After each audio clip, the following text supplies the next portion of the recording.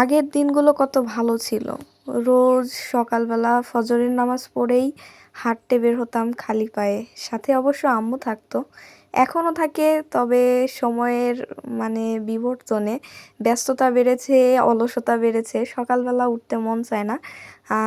ঘুম থেকে উঠতেই মন চায় না। এতটা কি আর বলি, দেখেন অনেক দিন পরে আজকে বের হইছি। কি সুন্দর লাগতেছে সকালে সূর্য দেখতে।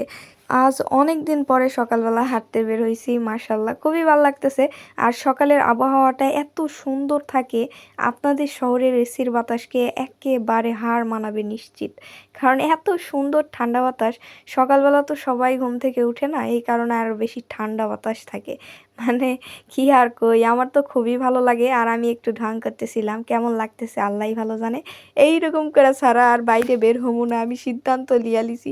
যে অবস্থা, সমাজের যে অবস্থা, দেশের যে অবস্থা, আমার রাষ্ট্রের কি হবে আল্লাহই ভালো জানে। যে হারে যুদ্ধ বিগ্রহ লাগিছে, আল্লাহই জানে আমাকে কি হবে।